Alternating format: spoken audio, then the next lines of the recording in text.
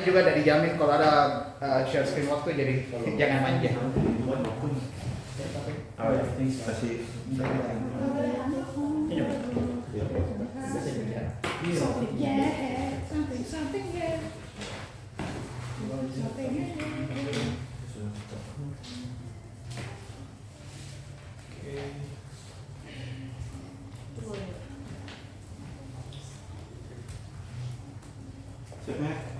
Siap, Siap.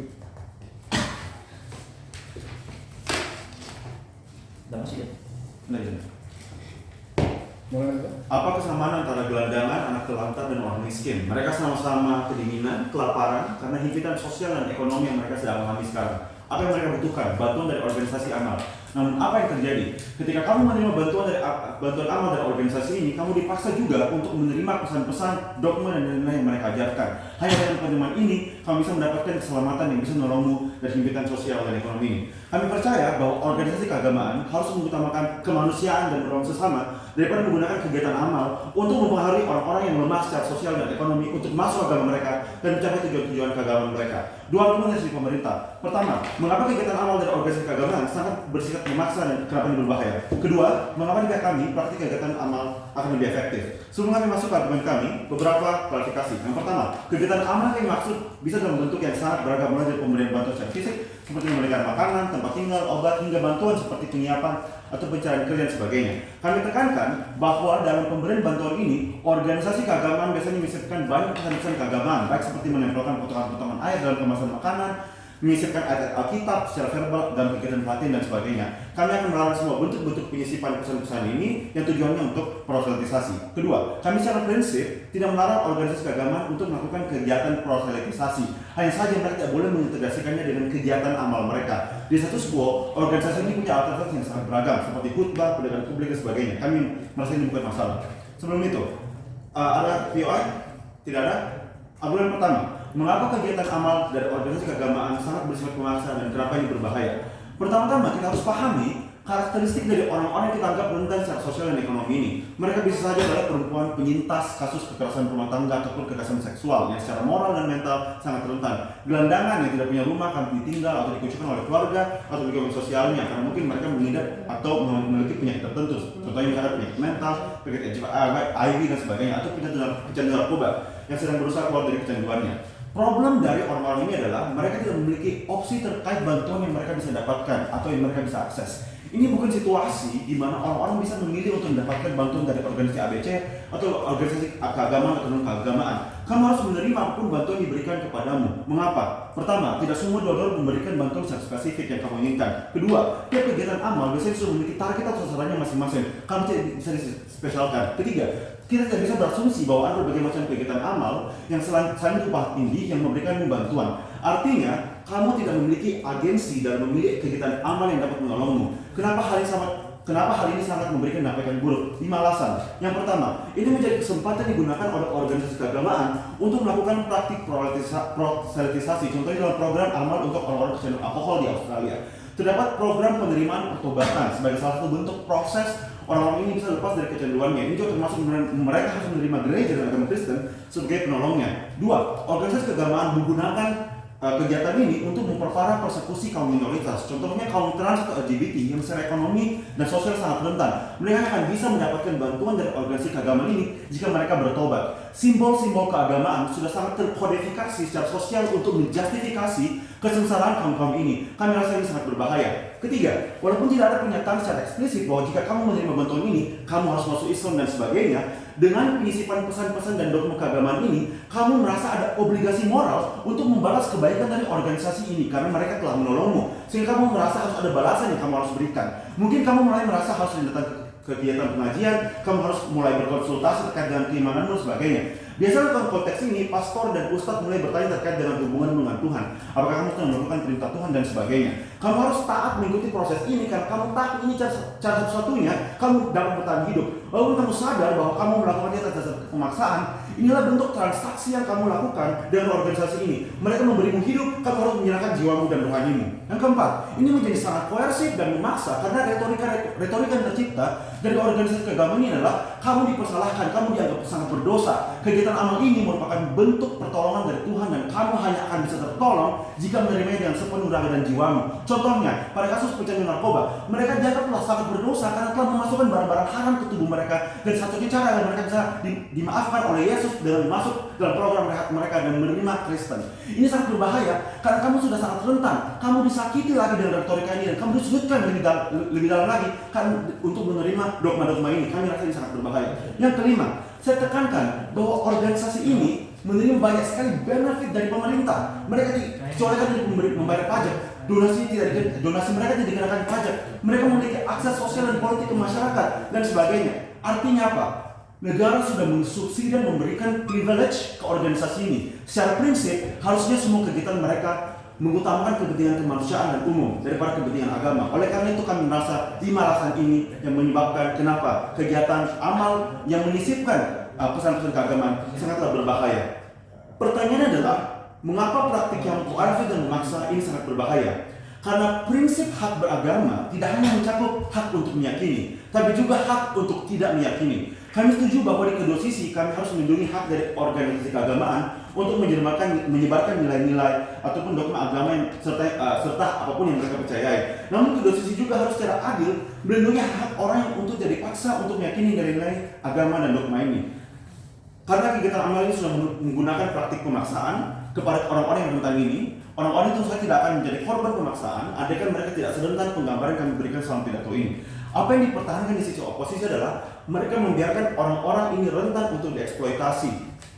Untuk kegiatan amal organisasi keagamaan ini, mereka harus memberikan jiwa dan raga dan rohaninya untuk benefit pihak organisasi keagamaan. Karena kami merasa ini sangat berbahaya, karena kami merasa bahwa di sisi kami akan lebih efektif dan Haikal akan menjelaskan ini. Oleh karena itu, vote untuk tim pemerintah.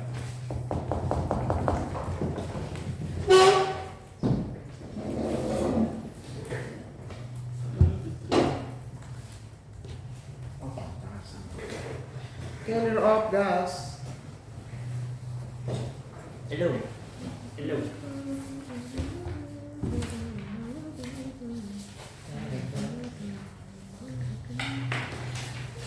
Ya, silakan.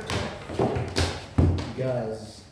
You can touch my hand. You can see me anywhere. Siapa tuh ini? Di sini kita. Oh, Paling yang sama ini. Jangan ada destination. Come on Barbie, let's go party. No party Barbie haram. Saya akan mulai pidato saya. Kenapa ya?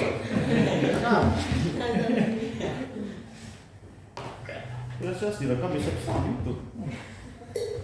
Saya akan memulai pidato saya dalam 3, 2, 1. Di oposisi, kami percaya bahwa organisasi keagamaan memiliki tujuan layaknya organisasi pada umumnya. Penetrasi audiens dan pengumpulan perhatian adalah tujuan mendasar bagi organisasi keagamaan tersebut. Langkah yang paling konkret untuk mencapai tujuan tersebut ialah dengan melaksanakan kegiatan amal yang berorientasi pada pengabdian kepada masyarakat. Misalnya, ikut serta membangun masyarakat untuk mengevakuasi mereka di keadaan bencana, pemberian sembako kepada masyarakat miskin, atau sesederhana melakukan kampanye-kampanye advokasi terkait isu yang hadir di tengah masyarakat. Sehingga jawabannya adalah argumen-argumen yang dibawakan oleh pihak oposisi yang otoriter yang mengatakan bahwa adanya unsur timbal balik yang terpesan dalam kegiatan-kegiatan amal dari organisasi keagamaan itu tidak eksklusif. Kenapa? Karena walaupun kegiatan amal tersebut dilakukan oleh organisasi filantropis lainnya, kami percaya bahwa akan ada nilai timbal balik secara implisit dalam kegiatan-kegiatan amal mereka. Sebelum itu, Ya, apa timbal balik yang kamu maksud? ketika timbal balik di organisasi filantropis, mereka juga akan melihat bagaimana manfaat yang diterima itu bisa memberikan kontribusi baik ke lembaga tersebut maupun lembaga yang lainnya. Sehingga kami percaya bahwa ini tidaklah eksklusif. Ketika Anda membebankan bahwa hanya di organisasi keagamaan Anda akan merasakan timbal balik tersebut. Mari bandingkan apa harm yang terjadi di sisi kami ketika timbal balik tersebut terjadi. Kami percaya bahwa organisasi keagamaan tidak hanya satu, ada banyak alternatif yang akan Anda pilih sesuai dengan nilai yang paling mendekati dengan kepercayaan yang ada dimiliki. Berbeda dengan organisasi filantropis, mereka memiliki stance yang sangat spesifik sehingga bentuk kontribusi Anda jauh lebih terlimitasi dibandingkan organisasi-organisasi keagamaan yang jauh lebih diverse di keadaan status quo. Sebelum melangkah lebih lanjut, beberapa respon terhadap apa yang disampaikan pihak pemerintah dalam perdebatan kali ini. Pertama, mereka mengatakan bahwa organisasi keagamaan, kegiatan amal yang dilaksanakan organisasi keagamaan mempunyai target tersendiri, ada bentuk bantuan yang jauh lebih spesifik. Kami percaya bahwa di keadaan status quo ada banyak sekali alternatif dan kegiatan atau pendekatan yang dilakukan oleh organisasi keagamaan tidaklah dengan melakukan pemaksaan dengan menggunakan kekuasaan yang mereka miliki, sehingga dogma yang atau dampak yang se-ekstrim yang digambarkan oleh pihak pemerintah tidaklah berjalan dengan demikian, karena organisasi keagamaan melaksanakan kegiatannya secara voluntary, tidak ada pemaksaan dan lain sebagainya. Lagi pula organisasi keagamaan di keadaan status quo sangatlah diverse. Kedua, untuk itu mari melangkah ke poin penggambaran apa yang kami maksud dengan pesan keagamaan. Kami setuju dengan apa yang digambarkan ke pemerintah bahwa pesan keagamaan ialah nilai-nilai yang dipercaya oleh agama tersebut yang disisipkan dalam kegiatan keagamaan kita. Tetapi kami percaya bahwa nilai keagamaan yang kita bawakan adalah nilai moralitas yang saat ini dipercaya oleh masyarakat, sehingga tidak ada hal yang saling bertentangan antara apa yang kalian percaya dengan kegiatan keagamaan yang Anda lakukan saat ini, sehingga kami percaya bahwa tidak ada salahnya untuk masyarakat rentan ini untuk melakukan kompromisasi yang kemudian akan saya jelaskan di poin substansi saya. Ada dua justifikasi untuk membenarkan kegiatan itu, tapi sebelum itu ya. Jadi kamu setuju mempersekusi LGBT dan trans? Tentunya tidak, karena kami seperti yang saya katakan bahwa alternatif untuk mendapatkan bantuan tidak hanya hadir melalui kegiatan keagamaan tersebut. Walaupun demikian bahwa masyarakat rentan harus memilih untuk bergabung dengan kegiatan amal yang dilaksanakan oleh kegiatan keagamaan. Kami percaya bahwa secara default mereka akan memilih organisasi keagamaan yang setidaknya jauh lebih mendekati dengan tujuan mereka, nilai-nilai yang mereka percaya saat ini, dan kami percaya kegiatan keagamaan tidak setertutup itu untuk menampilkan nilai-nilai yang mereka percayai. Kalian bisa mengakses melalui kegiatan-kegiatan sebelum kegiatan presiden yang mereka lakukan, sehingga nilai yang terkandung dalam organisasi tersebut tidak seberbahaya itu karena sudah bisa diketahui lebih awal bagi masyarakat rentan tersebut. 3 justifikasi untuk menentang justifikasi pihak pemerintah. Pertama, bahwa hal tersebut sejalan dengan interest organisasi keagamaan. Adapun interest organisasi keagamaan ialah pertama, memastikan keberlanjutan organisasi dengan cara sesederhana melakukan rekrutmen terhadap anggota mereka selanjutnya. Tetapi itu tidak mudah, harus ada proses. Dan step yang paling pertama untuk dilakukan adalah mendapatkan perhatian dari masyarakat. Kami percaya dengan melakukan kegiatan amal adalah langkah yang paling mudah untuk mendapatkan perhatian dalam masyarakat. Karena Anda akan dilihat sebagai organisasi yang memberikan kontribusi langsung kepada masyarakat. Anda dipandang sebagai organisasi yang mampu menyelesaikan masalah-masalah sosial di tengah masyarakat. Sehingga perhatian jauh lebih mudah untuk diterima oleh organisasi tersebut. Kedua, justifikasinya adalah hal ini adalah bentuk aplikasi dari hak sipil dan politik dalam bermasyarakat. Ini tidak hanya dapat dilihat dari sudut pandang Anda sebagai organisasi yang melakukan tersebut. Anda bebas untuk melakukan penetrasi terhadap nilai-nilai yang Anda pahami selama Anda tidak menggunakan kekerasan atau power yang berlebihan untuk menginternalisasi nilai tersebut. Dan kita percaya bahwa dalam kegiatan kali ini, dalam perdebatan kali ini, kita tidak boleh menggambarkan bahwa kegiatan amal yang dilaksanakan ini adalah kegiatan yang menggunakan kekuatan yang mereka miliki. Kedua, kami percaya bahwa dari sudut pandang penerima bantuan, ini adalah bentuk hak dan politik Anda sebagai warga negara yang rentan untuk mendapatkan bantuan. Karena Anda saat ini rentan, sehingga tidak mungkin Anda memberikan standar yang sangat tinggi terhadap bentuk-bentuk bantuan yang Anda miliki dengan Dewan Jurang terhormat. Anda tidak mungkin memiliki standar yang tinggi atau Anda memilih organisasi apa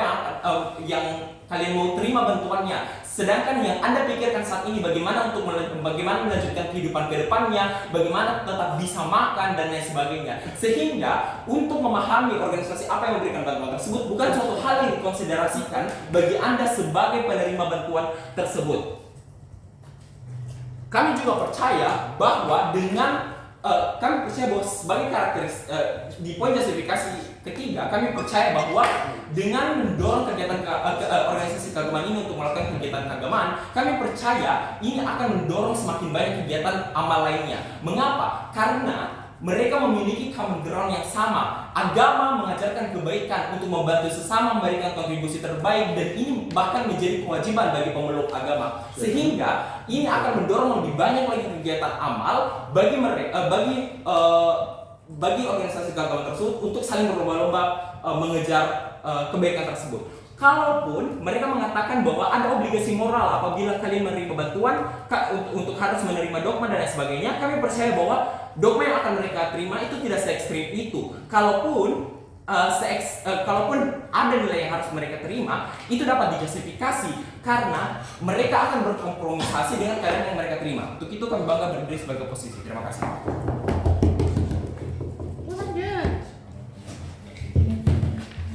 Bung Haikal. Ini aja. Coba saya tulis ya.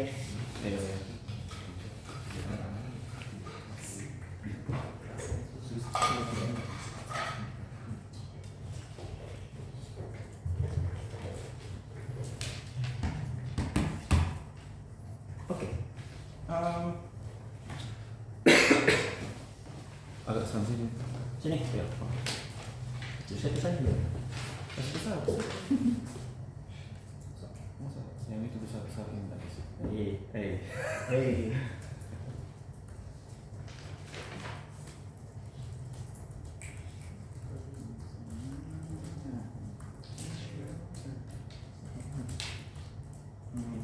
Dewan juri terdapat beberapa klarifikasi. Satu, debat ini hanya bisa dimenangkan oleh tim yang dapat menjelaskan dua hal. Satu, apakah institusi agama secara moral dapat mengeksploitasi kerentanan manusia untuk tujuan beragama yang subjektif ataupun tidak. Dan yang kedua, bagaimana insentif dari agama tersebut untuk terus berbuat baik ketika proposal ini sudah atau dilaksanakan atau tidak dilaksanakan. Kami adalah tim yang dimana merespon kepada konteks tersebut, dimana sebenarnya sangat-sangat miris ketika melihat sebuah agama mengekspektasikan timbal balik dari kegiatan baik yang dia lakukan, padahal mereka menginterpretasi kegiatan baik adalah hal yang datang dari Tuhan yang harus menyuruh mereka untuk berbuat baik kepada seluruh manusia, dan tidak ada timbal balik yang diekspektasikan dari hal itu kecuali nilai yang akan diberikan balik oleh Tuhan. Hal ini gagal dijawab oleh tim oposisi, dan mengapa nilai-nilai itu sangat-sangat penting di sisi kami. Ada dua penjelasan yang akan saya bawakan, namun sebelum itu Kak Akbar telah membawakan mengapa hal ini secara praktis akan menimbulkan dampak-dampak buruk bagi masyarakat, dan tim oposisi masuk dengan bilang bahwa dampak buruk ini sangat tidak apa-apa dilakukan karena agama pada dasarnya egois, dan pada dasarnya agama akan melakukan apapun untuk mendapatkan pengikut tanpa mengkonsiderasi apapun tujuan awal dari agama, dan akan mendapatkan keuntungan secara praktikal karena mereka merasa bahwa mereka berkompetisi untuk meningkatkan jumlah pengikut meskipun mereka sudah mendapatkan banyak pengikut. Dua argumen. Pertama, saya akan menjelaskan mengapa di pihak kami praktik kegiatan amal dari organisasi keagamaan akan lebih efektif dan mungkin akan meredefinisi tujuan dan praktis keagamaan. Dan yang kedua akan menjelaskan insentif dari organisasi keagamaan untuk tetap berdonasi meskipun kita tetap melarang hal ini. Dan mungkin ketika waktu ini cukup, kita akan menjelaskan agama sebagai alat untuk merenggut kemampuan manusia untuk berdaya sebagai argumen prinsip. Yang pertama, mengapa di pihak kami praktik kegiatan amal dari organisasi keagamaan akan lebih efektif? Beberapa analisis. Analisis pertama, selama ini organisasi mengalokasikan sumber daya untuk tujuan menyebarkan agama dari pengajian, branding, dan lain segala macam. Karena ini adalah fokus dan mindset utama dari agama untuk dilakukan, maka segala sumber daya akan difokuskan kepada hal itu, dan semua mindset yang dipunyai oleh pemuka agama hanya untuk meningkatkan jumlah pengikut karena mereka merasa bahwa sebuah agama yang baik adalah agama dengan jumlah pengikut yang sangat banyak. Ini bermasalah karena sumber daya yang dimiliki oleh agama terbatas, jadinya menjadikan agama akan semakin hitung-hitungan dalam melihat apa yang mereka harus dapatkan secara material dan apa yang mereka tidak harus dapatkan secara material.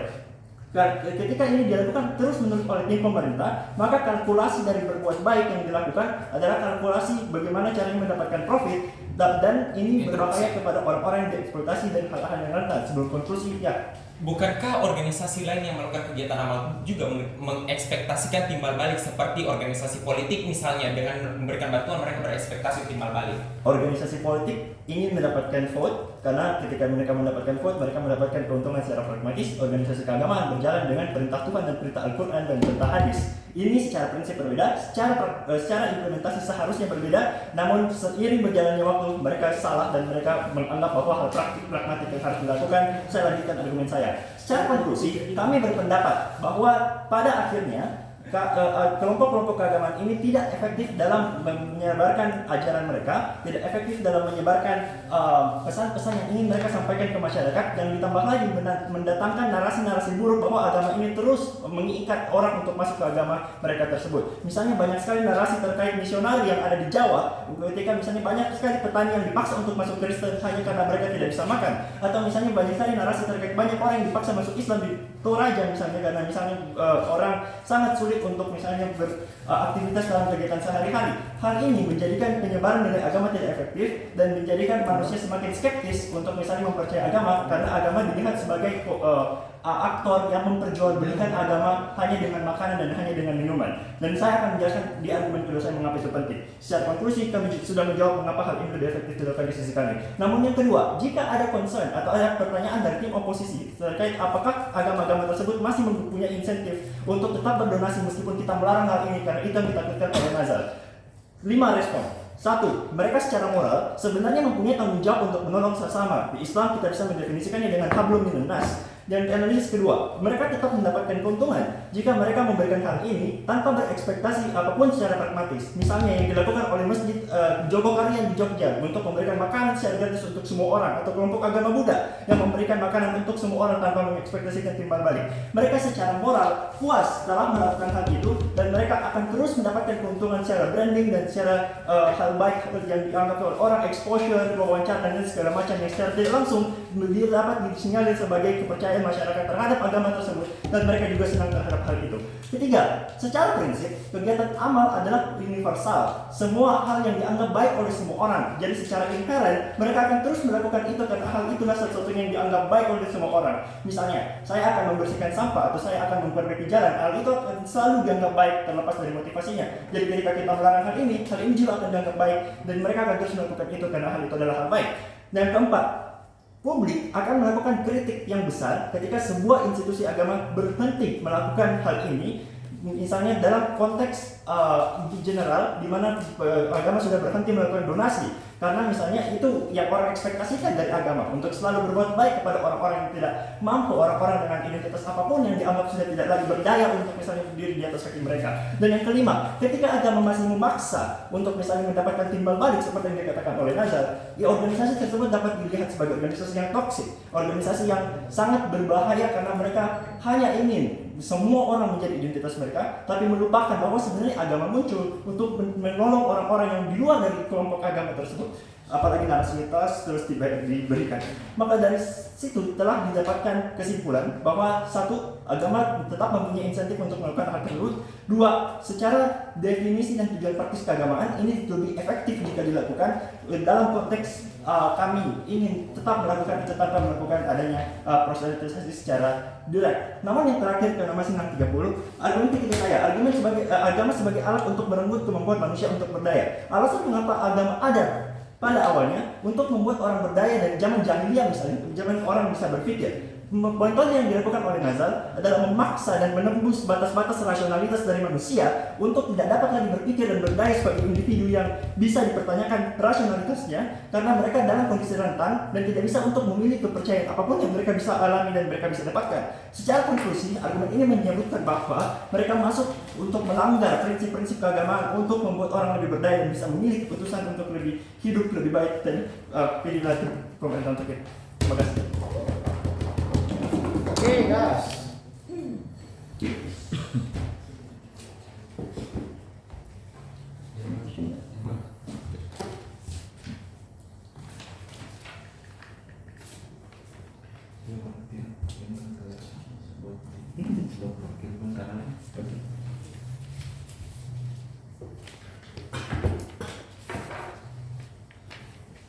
Baik, perdebatan akan saya mulai dalam 3, 2, 1. Baiklah, Dewan ini akan melarang organisasi keagamaan untuk menyampaikan pesan keagamaan dalam kegiatan namanya, dan kami di sini akan berperan sebagai OO.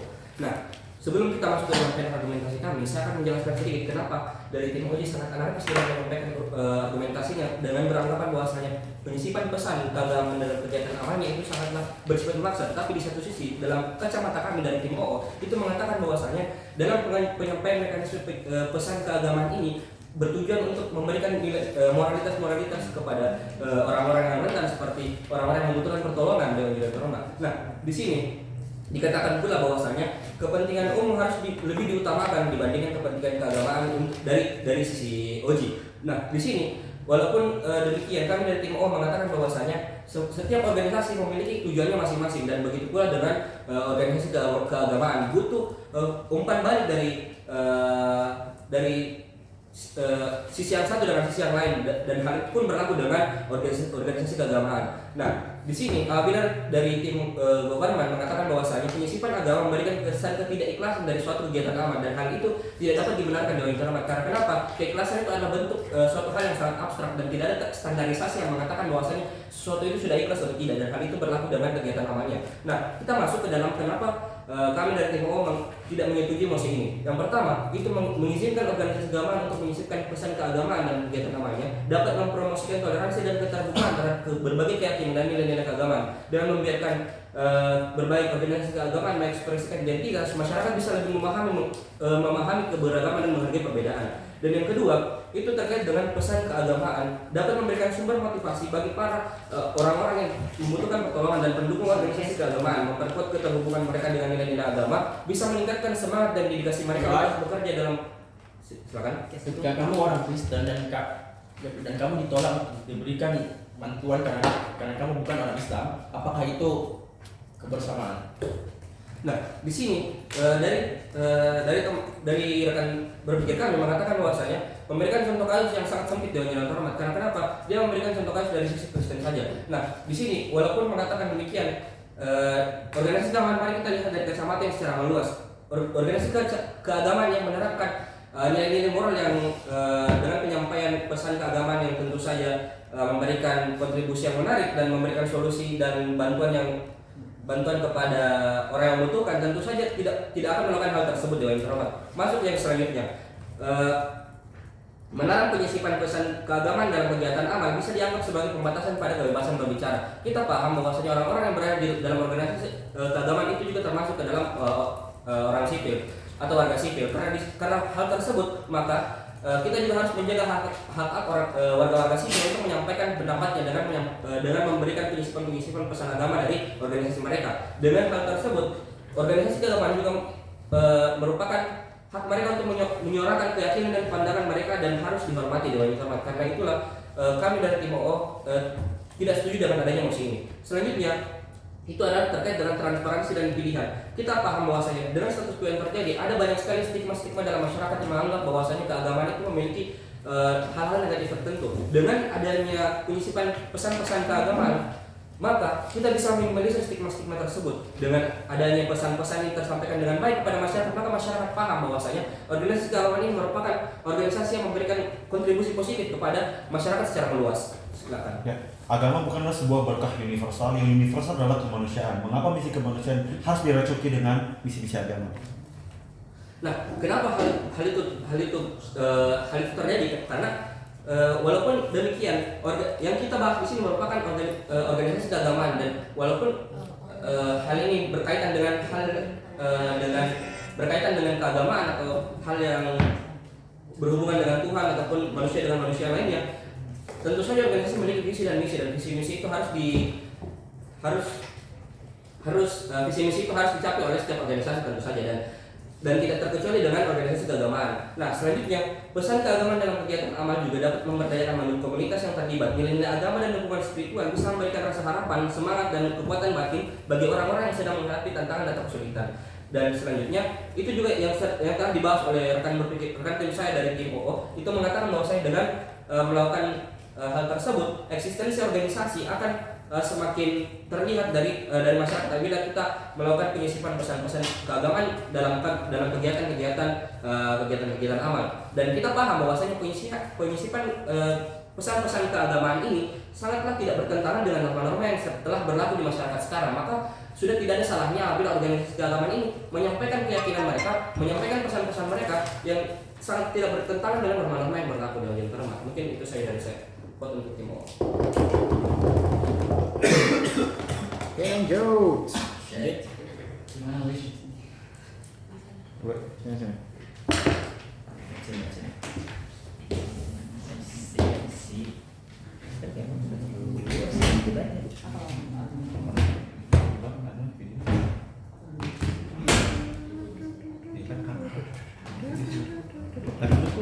Sini. Dan yang itu di bahan yang di sini juga kayaknya terlalu wide gitu. Apa ya? Kayak angle-nya yang dipakai kayak bentuk itu tinggi. Ya begitu terserah kan.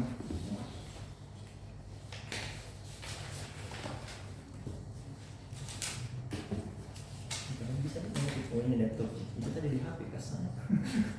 Udah bisa tau. And one Indonesia banyak orang pakai HP. Dah. Buat. Udah jelek. Ya, ya coba pakai gadget begitu baru pintar kan dong jauh juga. Susahnya. Oke. Pidato saya akan semula dan 3, 2, 1. Kegiatan amal pada dasarnya seharusnya bersifat altruistik.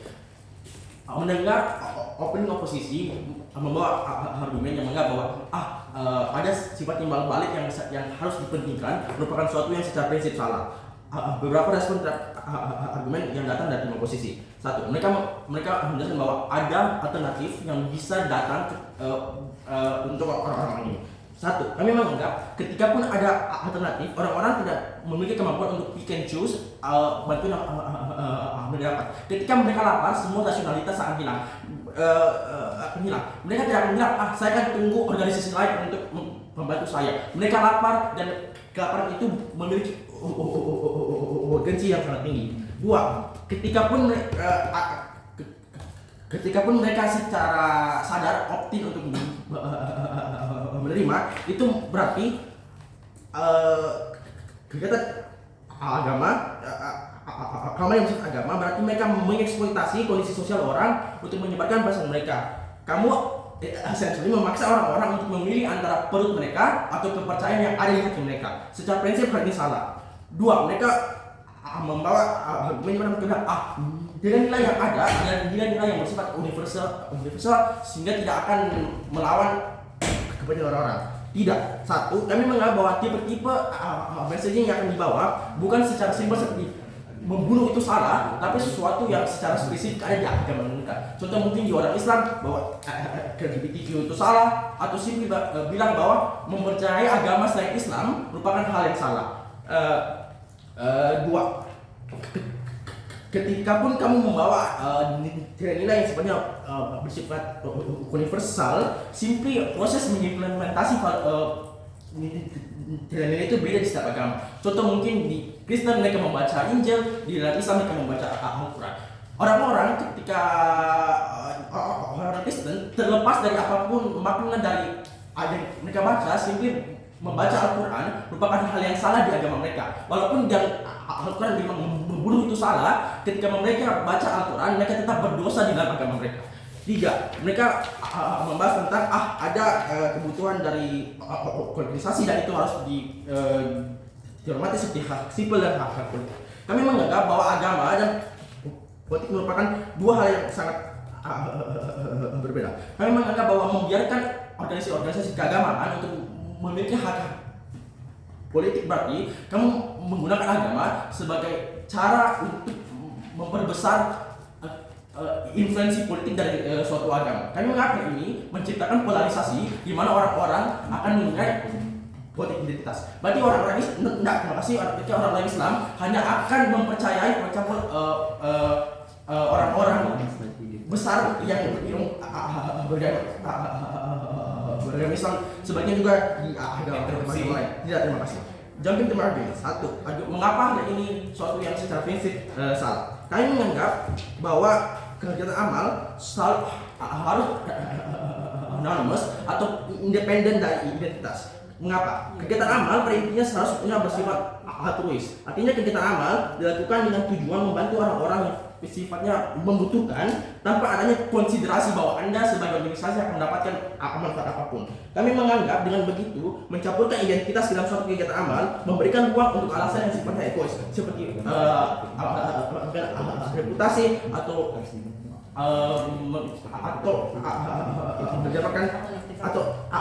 menyebarkan suatu pesan. Mengapa charity kegiatan amal harus bersifat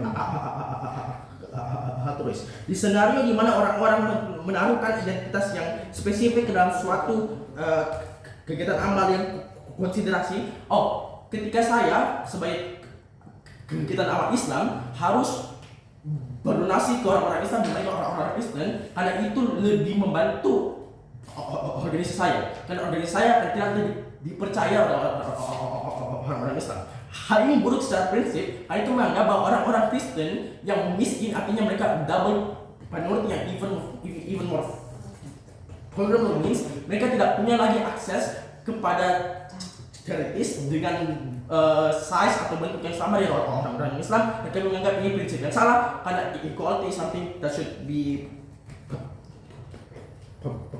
prioritas. Mereka juga menjelaskan bahwa ada transparansi dan akuntabilitas di sisi mereka. Mereka menjelaskan bahwa kegiatan amal agama dapat menghapuskan stigma-stigma. Kami menganggap ini tidak benar. Stigma dan stereotip yang terjadi di agama bukan merupakan stigma karena hal itu betul terjadi. Mereka mengeksploitasi, mereka mengopres orang-orang dengan pesan-pesan mereka seperti orang-orang LGBTQ. Kami menganggap bahwa hal ini memberikan kemampuan untuk mereka untuk menutupi atau memindahkan perhatian masyarakat jauh dari kejahatan mereka.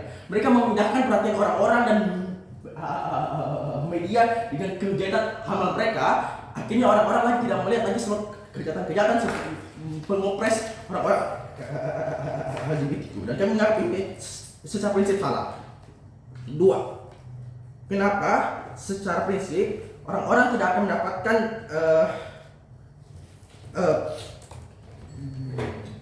donasi yang sama di sisi oposisi?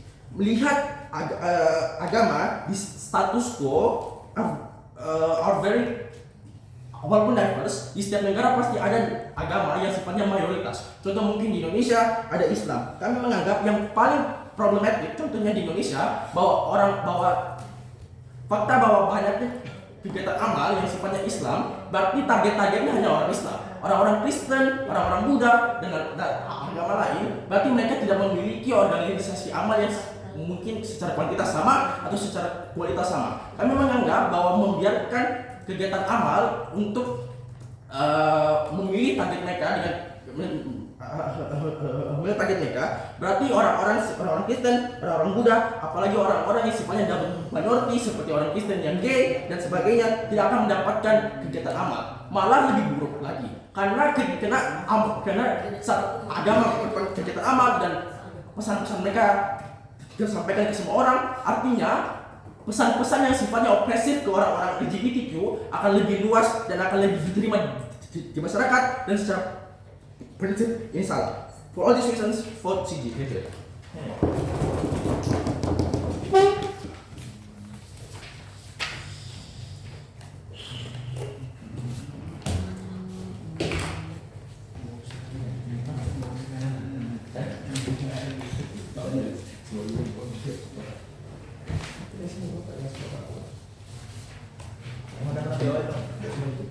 Anta berantakan menginginkan bukan masalah case tadi awal. Balas sih. Oke. Tidak kuliah kita tak melarang nah. Bukan salah kayak setiap break semua misalnya sama Kakbar. Nah itu case kan baru tulis. Enggak betul tuh. Nah, maksudnya Akbar. ambil case Akbar tapi kan kan cross. Iya. Cross. Dia kira cek. Kayaknya foto terbaik itu. Untuk cewek jadi. Iya. Baik. Debat akan saya mulai dalam hitungan 3, 2, 1. Dan satu, saya akan memberikan respon kepada seluruh tim di government. Pertama, mereka mengatakan bahwa LGBT hanya dapat diterima kalau mereka bertobat dan lain-lain. Kami rasa ini tidak, karena mereka tidak akan ditanya dulu apakah kamu LGBT atau bukan. Tapi kalaupun kamu misalnya ditanyai LGBT atau bukan, ini kami rasa tidak apa-apa karena kamu hanya tidak diberikan sumbangan dan kamu tetap bisa mendapatkan sumbangan dari tempat lain misalnya. Kedua, pecandu narkoba katanya akan dipaksa berhenti. Kami rasa ini tidak apa-apa karena ini adalah hal yang baik yang secara universal diyakini oleh semua orang Dewan Jurang terhormat, dan kami rasa agama memang memiliki misi untuk menyelesaikan permasalahan seperti itu misalnya. Kemudian Oji juga mengatakan bahwa organisasi agama itu akan menjustifikasi kesengsaraan. Kami rasa ini tidak akan terjadi juga justru karena mereka dianggap adalah orang-orang yang sengsara, maka mereka harus dibantu dan diberikan pesan-pesan keagamaan yang akan saya jelaskan bagaimana bentuknya di dalam argumentasi kami.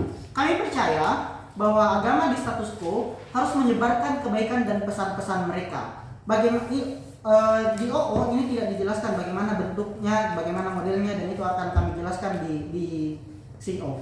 Lalu bagaimana bentuk pesan keagamaan yang akan ada di CO dan juga sebenarnya sangat universal di status quo. Satu, mereka tidak memaksa, mereka hanya menyampaikan informasi kebaikan yang dianut oleh penganut agamanya. Karena kalau misalnya mereka memaksa, ini juga mereka juga akan bakal di-hate Dewan Jurang terhormat. Kami rasa tidak. Kami rasa organisasi agama itu tidak akan se ekstrim itu memberikan pesan-pesan yang akan memberikan beban kepada mereka. Karena apa? Satu, mereka punya reputasi yang harus dijaga juga Dewan Jurang terhormat agar mereka tetap mendapatkan funding dari pemerintah yang dikatakan oleh OJ.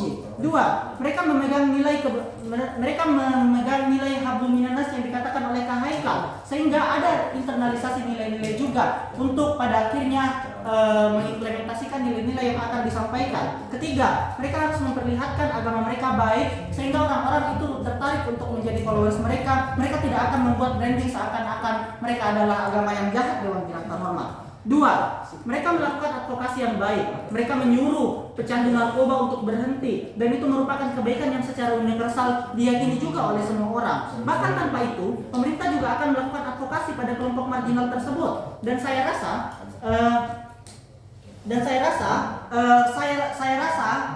ini bukanlah kasus yang aman Dewan Jurang terhormat. Saya tidak sedang mencoba untuk aman, tapi inilah yang terjadi di status quo. Mari kita masuk kepada argumen pertama. Mengapa secara prinsip pesan keagamaan saat beramal itu dapat dijustifikasi? Satu, mereka mencari followers dengan menyebarkan kebaikan, dan sudah saya jelaskan juga bagaimana bentuk pesan yang akan ada di sisi kami. Jadi ini tidak buruk. Kami percaya bahkan ketika mereka itu mengharapkan followers datang Dewan Jurang terhormat, kalau dengan cara-cara seperti itu kami rasa tidak ada masalah dengan itu Dewan Jurang terhormat. Kedua, government hanya bisa menang di dalam debat ini kalau government bisa membuktikan bahwa yang dilakukan oleh organisasi agama itu merupakan tindakan eksploitasi. Tapi saya akan jelaskan kenapa ini tidak eksploitatif. Mari kita bahas. Satu, prinsip agama adalah untuk menyebarkan pesan keagamaan dalam kegiatannya. Karena mereka mau orang-orang meyakini apa yang agama tersebut yakini sebagai kebaikan Dewan Jurang terhormat. Artinya apa? Secara prinsip mereka akan membawakan pesan-pesan yang dianggap baik. Jadi apalagi mereka adalah organisasi agama yang saya katakan tadi sebelumnya harus menjaga reputasi mereka. Kedua, organisasi agama harus menjalankan prinsip tersebut sehingga apapun kegiatan organisasi agama harus menyampaikan pesan keagamannya, yakni tentang kenapa orang harus berbuat baik, kenapa harus berbagi, kenapa orang harus saling membantu. Kemudian ketiga, kalau dengan ini semua seseorang memutuskan untuk masuk ke agama, kami rasa ini tidak salah karena mereka tidak terpaksa dan mereka masuk ke agama karena mereka sepakat dengan satu nilai kebaikan yang sama. Kesimpulannya, kami sudah membuktikan bahwa tidak ada paksaan sehingga semua masalah di government itu seharusnya sudah selesai, dan kami sudah juga menjelaskan bahwa ini membawa advokasi yang lebih baik. Silakan. Satu, baik adalah standar yang tidak sama untuk orang yang dalam agama dan di luar agama. Dua, eksploitasi bisa saja berarti memanfaatkan kerentanan dari orang-orang tertentu untuk memaksa secara tidak sadar untuk masuk ke dalam agama, dan itu secara implisit dikatakan oleh kelompok agama. Kami meyakini memang kebaikan itu tidak sama parameternya untuk setiap orang. Tetapi apa yang dilakukan kelompok agama yang saya sudah jelaskan sedari awal adalah mereka hanya memberikan nilai-nilai kebaikan yang mereka yakini Dewan Jiran Terhormat. Bahkan tanpa melakukan bahkan Dewan Jiran Terhormat ini sangat universal. Karena kamu bahkan tanpa agama kamu tetap bisa mengatakan ini baik atau buruk. Agama hanya melakukan itu. Apa yang salah dengan itu Dewan Jiran Terhormat? Sehingga kalau misalkan orang-orang masuk karena melihat pesan-pesan yang dibawakan itu adalah nilai-nilai yang baik menurut mereka dan itu juga diyakini oleh mereka akan ikut kepada agama tersebut. Kami rasa tidak salah karena mereka ikut kami rasa itu tidak salah karena mereka ikut karena mereka meyakini hal yang sama. Kemudian masuk kepada soal bentuk eksploitasi di mana mereka adalah kelompok rentan, makanya ketika mereka dibantu itu membuat orang tereksploitasi. Kami tidak mengerti kenapa ini bisa terjadi karena Dewan Jiran Terhormat satu, kelompok agama hanya memberikan kamu pencerahan-pencerahan yang secara general itu diyakini sebagai sebuah kebaikan. Karena ingat bahwa saya sudah mengatakan mereka harus menjaga reputasi mereka. Mereka tidak akan sampai kepada kasus se-ekstrim itu Dewan Jiran Terhormat. Sehingga apa implikasinya? Mari kita masuk ke ranah yang sedikit lebih praktikal. Kelompok agama akan mendapatkan kelompok agama akan mendapatkan stigmatisasi yang lebih baik di dalam masyarakat. Kenapa hal itu bisa terjadi? Karena mereka menyumbang, mereka dilihat membantu kepada masyarakat, mereka juga memberikan pesan-pesan keagamaan mereka yang secara general sangat mudah diterima oleh masyarakat karena mereka memilih terlebih dahulu apa yang harus mereka sampaikan. Kedua, ini akan baik kepada agama karena ketika misalnya mereka mendapatkan followers, mereka juga menjalankan tugas agamanya, yakni untuk menyebarkan kepercayaan dan kebaikan apa yang mereka inginkan. Ketiga, ini baik kepada followers karena followers akan mendapatkan bantuan dari agama tanpa paksaan dan mereka juga akan diberitahu bagaimana misalnya kebaikan-kebaikan yang digunakan oleh agama. Tapi terakhir di dalam melakukan sumbangan-sumbangan dan menyampaikan pesan-pesan keagamaan tersebut, ada juga advokasi yang sering dilakukan, seperti misalnya menyuruh pecandu narkoba untuk berhenti dan lain-lain. Ini akan memudahkan juga kepada pemerintah yang ingin melakukan rehabilitasi, karena rehabilitasi itu tidak selalu tentang bagaimana psikologis seseorang, tetapi rehabilitasi orang-orang melakukan kebaikan itu bisa dicapai melalui hal-hal yang religius. Oleh karena itu bangga di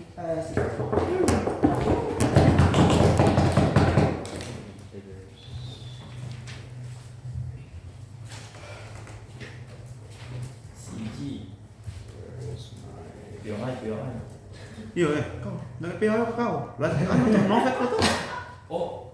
Apa? Harus ke POI. Harus kok. Yang pernah POI. Weh, kau lihat ke daftar saya mencatat. Saya tidak debat gitu. Tapi saya mencatat. Kau Enggak, dari yang diterima tadi PO-nya sama naik. Iya, paksa. POI.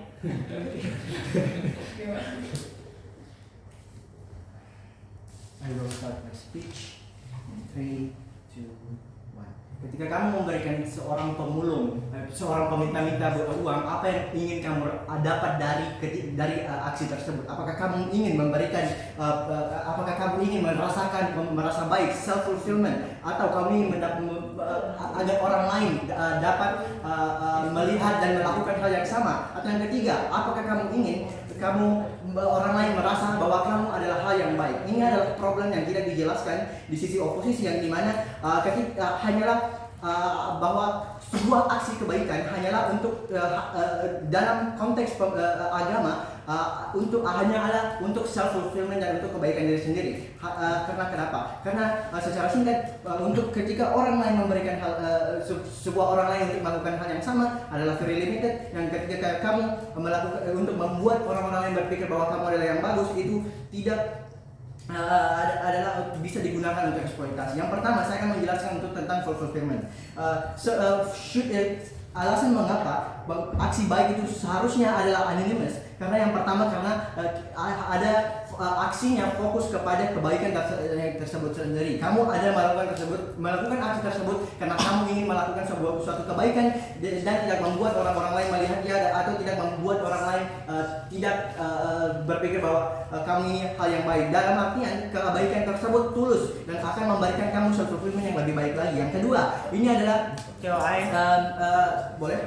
Kami rasa semua yang dikatakan oleh CJ itu hanya bisa terjadi kalau sumbangannya berbentuk individu ke individu. Tapi ini organisasi agama, CJ. Ingat bahwa kita membahas soal organisasi agama. Baik, tentang organisasi agama, kami rasa organisasi agama ini tetap sangat limited ketika memberikan sesuatu, dan bahkan jika orang-orang individu tersebut mereka juga bisa melakukannya secara individu saja. Yang kedua adalah kami merasa bahwa ini ketika kita kenapa kita seharusnya anonymous, karena ketika tidak anonymous adalah hal yang gampang untuk menggunakan atau mengeksploitasi orang-orang yang vulnerable. Dalam artian contohnya seperti ketika kamu bisa mengeksploitasi seperti menggunakan hal tersebut untuk publikasi yang tidak berfokus kepada aksinya, namun berfokus kepada marilah orang-orang lain melihat bahwa saya ini adalah organisasi yang baik, dan tidak berfokus kepada untuk memberdayakan atau memberikan bantuan kepada suatu vulnerable people. Kami rasa dan sebagai respon dari bahwa vulnerable people ini masih bisa dibantu oleh organisasi agama. Kami rasa ini walaupun mereka dibantu dan walaupun mereka seperti ada orang vulnerable people yang dibenci oleh agama ini, kami rasa vulnerable people ini akan merasakan hal yang buruk ketika ada internalisasi pesan-pesan agama, karena ada internalisasi bahwa mereka merasa bersalah bahwa mereka ini seharusnya tidak dibantu oleh orang ini karena mereka ini membenci saya, dan hal tersebut akan membuat pesan-pesan agama ini hanya akan membuat orang-orang orang-orang vulnerable ini pergi karena mereka berpikir bahwa saya adalah orang yang dibenci ini. Namun salah satu ekstensi lagi bahwa kenapa sih orang-orang ini vulnerable to begin with? Orang-orang ini vulnerable to begin with karena ada mayoritas dari suatu agama. Ada mayoritas suatu agama bahwa mereka ini ada agama yang besar, dan membuat seperti orang-orang Kristen tidak bisa masuk menyalonkan sebagai presiden dan tidak bisa melakukan hal tersebut. Jadi kami rasa pesan-pesan agama ini adalah sesuatu yang memang membuat orang-orang ini vulnerable to begin with, sehingga kami rasa tidak alangkah baiknya jika pesan ini tidak dimasukkan. Namun hal yang kedua adalah kami membahas tentang orang-orang lain untuk melakukannya. Kami rasa ketika kamu melakukan suatu aksi baik kebaikan dengan pesan agama akan membuat aksi tersebut hanya sangat limited kepada orang lain. Mengapa demikian? Karena yang pertama, kita ingin membahas tentang nilai-nilai moralitasnya. Mereka membawakan nilai moralitas dalam artian kebaikan secara yang umum. Namun kami rasa ini tidak akan terjadi. Kebaikan yang umum ini hanyalah sangat spesifik terhadap suatu agama tersebut. Seperti ketika mereka seperti ketika hanya melakukan ini karena kami ingin mendapatkan suatu balasan dari kebaikan tersebut, dan hanya likely to be specific. Dan yang kedua adalah ketika mereka mendukung kegiatan bahwa hal ini akan mendorong kegiatan, responnya adalah ketika mereka mendorong kegiatan agama lain. Kami rasa signifikansi dari pesan agama ini hanya ada orang-orang tersendiri yang akan melakukannya karena ada pesan agama. Dalam artian kelompok-kelompok minoritas yang tidak akan dapat bergabung kepada kegiatan agama ini karena ada pesan agamanya. Yang terakhir adalah ketika kamu melakukan sesuatu untuk berpikir bahwa orang lain akan berpikir bahwa saya ini baik. Kami rasa value-value yang ada di organisasi agama itu sangat berlawanan dengan altruistic values, yang dimana ketika kamu melakukan ini altruistic terima kasih, akan ada membuatnya kepada bahwa jika kamu melakukannya secara altruistik tidak akan ada eksploitasi yang akan terjadi. Beberapa respon dari ini adalah yang pertama bahwa tim oposisi mengatakan bahwa akan ada toleransi yang terjadi ketika kita melakukan supaya orang memikirkan bahwa ini adalah baik. Yang pertama adalah ini tidak akan terjadi karena kamu hanya akan mendorong satu view, yakni view dari agama kamu tersendiri. Dan yang kedua adalah eksistensi organisasi. Kami rasa eksistensi dari suatu organisasi agama ini masih bisa dilakukan dalam berbagai alternatif yang lain. Yang ketiga adalah tentang kebebasan tentang berbicara yang dimana kamu masih bisa dihormati dengan cara yang lain untuk kebebasan berbicara seperti ketika untuk khutbah dan sebagainya. Pada akhirnya adalah ketika kamu melakukan suatu aksi kebaikan, yang kamu ingin lakukan adalah untuk melakukan aksi tersebut, tidak agar seorang lain berpikir bahwa kamu bagus karena itu berlawanan dengan value agama dan untuk membuat orang lain melakukan yang sama karena organisasi agama tersebut sangat limited. Terima kasih.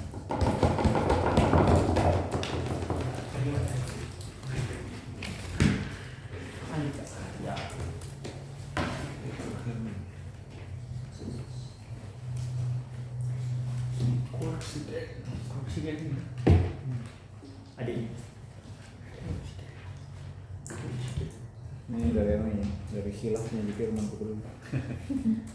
Mulai pidato dalam 3, 2, 1. Respon kepada pemerintah pendukung. Mereka mengatakan bahwa pada akhirnya lingkungan yang terbaik adalah saat kamu dengan ikhlas tanpa menuangkan nilai atau identitas apapun. Mengapa ini tidak baik? 2 layer penjelasan. Pertama, kamu sebagai organisasi agama, kamu mewakili agama, kamu mewakili organisasimu, sehingga kamu harus menonjolkan bahwa organisasi kamu melakukan yang baik, bahwa kamu nilai agama yang kamu anut ini baik. Karena pada akhirnya yang kamu representasikan bukan hanya nilai agamamu, tapi juga bagaimana praktiknya, sehingga pada akhirnya kamu harus menunjukkan bahwa inilah nilai dan praktik yang seharusnya diupayakan oleh agama saya. Yang kedua, karena sebagai organisasi keagamaan kamu merepresentasikan umat yang menyumbang, pada akhirnya kamu harus menjamin bahwa bentuk-bentuk kegiatan yang kamu lakukan ini sesuai dengan apa yang diharapkan oleh umat, sehingga kebaikan yang kamu berikan harus benar-benar nampak pada akhirnya.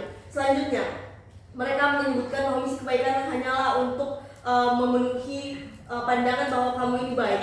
Dewan Juri yang terhormat, ini sesuai dengan nilai agama karena pada akhirnya agama memaksa kamu untuk menonjolkan praktik yang baik. Nilai agama tidak hanya untuk dirimu sendiri, tapi kamu harus menonjolkan kepada orang-orang bahwa agama yang saya anut membimbing saya untuk melakukan praktik yang baik. Mereka menyebutkan bahwa rasionalitas pada akhirnya akan hilang. Kamu mengatakan tidak. Pembicaraan pertama saya telah menyebutkan bahwa pada akhirnya nilai-nilai dan pesan-pesan yang dituangkan hanyalah pesan-pesan universal dan tidak akan ada paksaan, sehingga meskipun kamu tidak rasional, kamu tidak akan dipaksa untuk sepenuhnya menerima hal tersebut. Kamu tidak akan dipaksakan untuk terus-terusan masuk agama itu. Pada akhirnya meskipun kamu memilih untuk masuk agama tersebut, kamu tidak akan dipaksa untuk terus-terusan. Kamu bebas untuk memilih. Mereka menyebutkan bahwa organisasi kemanusiaan adalah hal yang penting. Benar, pada akhirnya sebagai organisasi agama yang memiliki tanggung jawab yang lebih, kita harus merepresentasikan kembali agama kita dan orang-orang yang telah mendukung apa yang kita lakukan. Selanjutnya, mari kita melihat poin yang dibawakan oleh pemerintah pembuka.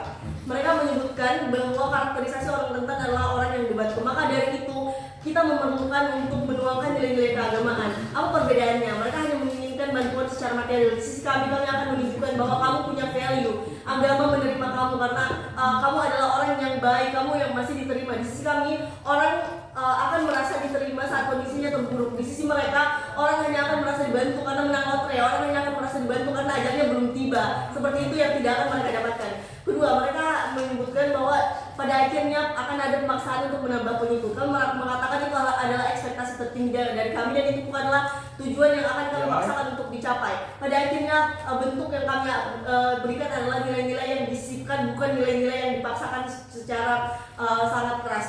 Selanjutnya, mereka menyebutkan pada akhirnya akan ada justifikasi kesengsaraan yang sebelumnya sudah dijawab oleh pembicara pertama saya, yang pada akhirnya tidak akan terjadi karena saat kamu menjustifikasi kesengsaraannya, maka kamu tidak akan membantu mereka, tapi di sisi kamu akan dibantu dengan menyisipkan nilai keagamaan, bahwa dalam kesengsaraanmu kamu diterima, bahwa ada agama, ada value sebagai ciptaan Tuhan, bahwa kamu diterima pada akhirnya. Tidak ada kesengsaraan yang dijustifikasi karena kami menerima kamu. Kesalahan kamu tidak membuat kamu sengsara, malah dalam kondisi terburuk kamu diterima. Silakan. Apakah agama Islam atau prinsip agama Islam akan menerima orang-orang LGBTQ? Tidak akan diterima, tapi mereka akan tetap dibantu dalam bentuk terendah dan mereka akan mendapatkan pesan bahwa kamu bisa menjadi lebih baik, bahwa kamu dalam posisi terburuk pun kamu mendapatkan value sebagai ciptaan Tuhan. Selanjutnya, mereka menyebutkan bahwa orang akan tobat karena paksaan dan bantuan. Pada akhirnya ini adalah hal baik karena kami memberikan nilai-nilai yang baik, bahwa kamu dalam kondisi terburuk kamu bisa menjadi lebih baik pada akhirnya. Kamu tidak hanya mendapatkan materi, tapi kamu akan mendapatkan nilai-nilai kebaikan di hidupmu. Selanjutnya, dilihatlah apa perbedaan dari tim kami dan opening opposition. Mereka hanya memberikan impact pada orang lain dan impact pada organisasi lain, di mana orang-orang akan berlomba-lomba untuk mengejar kebaikan. Di sisi kami tidak hanya itu, tapi pada akhirnya orang akan menyadari nilainya, sehingga impact yang didapatkan tidak hanya bagi para pemberi bantuan, tapi juga oleh para penerima bantuan. Mereka hanya menjustifikasi hal ini dari sisi politik, karena orang punya hak untuk berpolitik, mereka punya hak untuk memberi dan menerima bantuan. Di sisi kami ada justifikasi agama juga, karena agama menuntut kamu untuk merepresentasikan nilai-nilai baik yang kamu percayai. Selanjutnya, mengapa? Silakan. Penerimaan dari orang-orang ini bukan karena nilai dari agama itu secara universal baik, tapi karena mereka butuh makan, mereka butuh obat, oleh karena itu mereka menerimanya. Itu adalah paksaan. Tidak sepenuhnya paksaan, karena pada akhirnya semua orang dibantu. Mereka menerima nilai agama kan bukan semata-mata hanyalah bentuk dari bantuan obat dan sebagainya, karena pada akhirnya seluruh organisasi lainnya juga memberikan hal yang sama. Di sisi kami, nilai-nilainya diterima sebagai bentuk kebaikan, bukan paksaan, karena kamu akan merasa bahwa value yang kamu dapatkan adalah value sebagai ciptaan Tuhan, bahwa agama tidak memandang kamu sebagai orang yang layak diterlantarkan. Agama akan memberikan kamu pandangan bahwa pada akhirnya dengan nilai yang dianutnya, kamu adalah orang yang penting, bahwa kamu adalah orang yang akan diperhatikan juga. Selanjutnya, telah disebutkan dalam pembicaraan pertama saya bahwa ada misi keagamaan yang kami inginkan. Praktik agama yang mencerminkan nilai agama, tidak ada branding jahat yang kami inginkan pada akhirnya. Maka itu adalah hal yang paling penting untuk dibawa sebagai organisasi agama. Tim pemerintah menanyakan apakah organisasi agama bisa dijustifikasi untuk memanfaatkan kerentanan untuk tujuan agama. Tentu saja bisa, karena pada akhirnya orang rentan membutuhkan tidak hanya bantuan secara materi, tapi juga membutuhkan bantuan moral untuk menyadari betapa pentingnya mereka, betapa tingginya value mereka sebagai manusia. Kembali lagi, saat kamu hanya memberikan kerentanan mereka dengan asupan-asupan materi, mereka hanya akan menyadari bahwa saya hanya nilaiku hanyalah sebatas dengan materi yang saya dapatkan, sebatas dengan bantuan-bantuan tersebut. Di sisi kami, value-nya akan terasa lebih baik. Pemenuhan hal tersebut akan didapatkan dari dua sisi. Agama akan menyelesaikan misinya untuk memaksimalkan